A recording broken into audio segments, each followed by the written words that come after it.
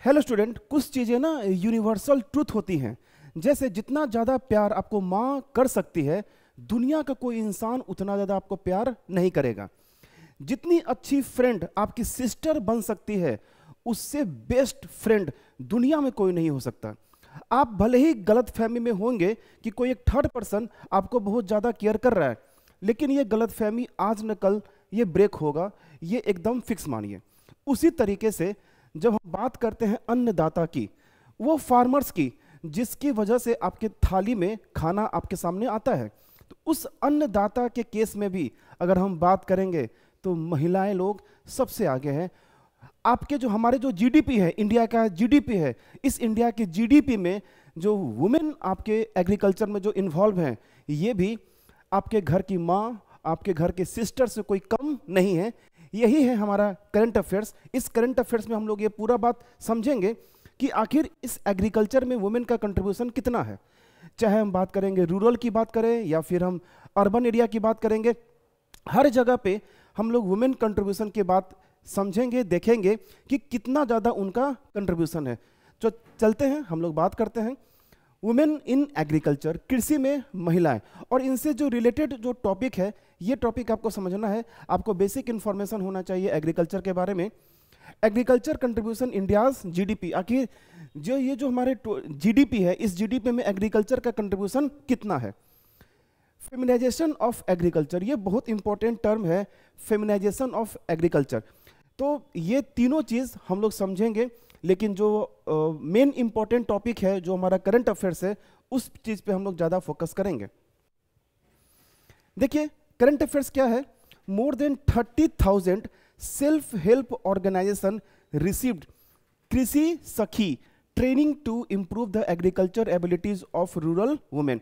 मतलब ये ग्रामीण महिलाओं की कृषि क्षमताओं को बेहतर बनाने के लिए 30,000 से अधिक स्वयं सहायता संगठन ने कृषि सखी का प्रशिक्षण प्राप्त किया है। मतलब 30,000 से ज़्यादा का कंट्रीब्यूशन हो रहा है, जो कृषि सखी के रूप में लोगों को मिला, गांव को मिला है, और वो एग्रीकल्चर में कंट्रीब्यूट कर रही हैं। ये है हमारा करंट अफेयर्स। तो आपको करंट अफेयर्स डायरेक्टली क्वेश्चन क्या पूछेगा आपसे, कृषि सखी, ये कृषि सखी किस चीज से रिलेटेड है। सो आपके सेल्फ हेल्प ऑर्गेनाइजेशन से रिलेटेड है। चलिए हम लोग आगे बढ़ते हैं। अगर हम बात करेंगे वुमेन इन एग्रीकल्चर की, तो इस वुमेन इन एग्रीकल्चर की अगर बात करें तो 70% of the house hold rely on agriculture for income. मतलब 70% of house hold rely on agriculture for income. 60% of the population work in agriculture. हमारे देश में जितने भी आबादी हैं, इस आबादी का 60% लोग किस पे डिपेंडेंट है, एग्रीकल्चर पे डिपेंडेंट है। एग्रीकल्चर कंट्रीब्यूट, अगर हम एग्रीकल्चर का इकोनॉमिक कंट्रीब्यूशन अगर देखें कि अगर हमारे इंडिया में जो टोटल जीडीपी है, इस जीडीपी में एग्रीकल्चर कितना कंट्रीब्यूट कर रही है, तो 18%। ये क्वेश्चन डायरेक्ट आपके पीसीएस में आ जाएंगे, चाहे वो बीपीएससी हो, यूपीपीसीएस हो, what ever the PCS. Direct question ये होगा कि जीडीपी में, इंडिया के जीडीपी में एग्रीकल्चर का कंट्रीब्यूशन कितना है। 18% आपको याद रखना है, 18% याद रखना है। एक चीज क्वेश्चन हो सकता है कि आ जाएगा फिशरी, मत्स्य पालन। तो जो मत्स्य पालन है, एग्रीकल्चर का ही एलाइड एक्टिविटी कहा जाता है। 1% of the total GDP. Fishery का मतलब टोटल जीडीपी का 1%, अराउंड 1% है, एक्चुअल में 0.9% है। तो around 1% of total GDP contributed by the fishery, और ये फिशरी एग्रीकल्चर का ही एलाइड एक्टिविटी है। अगर हम बात करेंगे महिलाओं की भागीदारी, इस एग्रीकल्चर में महिलाओं की भागीदारी अगर देखें, women in agriculture, almost 80% of the rural women involve in agriculture. मतलब ये यदि आप गांव जाते हैं तो गांव की 80% से ज़्यादा महिलाएं लोग एग्रीकल्चर में इन्वॉल्व है। ये बहुत बड़ी बात है। एक गांव में जितने भी महिलाएं लोग हैं, उसका 80% एग्रीकल्चर में इन्वॉल्व है। Women comprises 33% of the agriculture workforce. मतलब ये एग्रीकल्चर वर्कफोर्स में जितने लोग शामिल हैं, उस टोटल लोग का 33% वुमेन हैं एंड 48% सेल्फ एम्प्लॉयड फार्मर, जो सेल्फ एम्प्लॉयड फार्मर हैं उसका 48% वुमेन है। ये बहुत इंपॉर्टेंट डाटा है आपके मेंस पॉइंट ऑफ व्यू से, साथ साथ आपके स्टेट पीसीएस में क्वेश्चन आ सकते हैं। अगर हम आगे बात करेंगे, they contribute significantly through the cultivation, entrepreneurship and labour. Rural women are responsible for 60 to 80%, rural women are responsible for 60 to 80% of India's food production। मतलब ये कि अगर इंडियाज फूड प्रोडक्शन की बात अगर की जाए और वो गांव से अगर आ रहा है तो women, rural women are responsible for 60 to 80%। ये बहुत इंपॉर्टेंट है कि जिस तरह से माँ आपको प्यार देती है, आपकी सिस्टर आपको प्यार देती है, तो आपके घर, आपके थाली में जो खाना है कहीं ना कहीं एक माँ का ही कंट्रीब्यूशन है जिसकी वजह से आपके थाली में खाना पहुंच रहा है। सो आप ये जो अन्न का जो लोग अपमान करते होंगे, तो आप ये समझिए कि आप किसी न किसी माँ का आप अपमान कर रहे हैं। सो केयर कीजिए। फेमिनाइजेशन ऑफ एग्रीकल्चर, ये फेमिनाइजेशन ऑफ एग्रीकल्चर क्या है? कृषि का नारीकरण। 100 बात की एक बात है कि ये जो एग्रीकल्चर एक्टिविटी है, इस एग्रीकल्चर एक्टिविटी में मोर नंबर ऑफ वुमेन का कंट्रीब्यूशन हो जाना ही कहलाता है feminisation. The feminisation of agriculture refers to measurable increase in the number of women involved in agriculture activities। Okay, तो ये बहुत इंपॉर्टेंट है कि क्वेश्चन ये डायरेक्ट आ जाएगा कि ये फेमिनाइजेशन क्या है।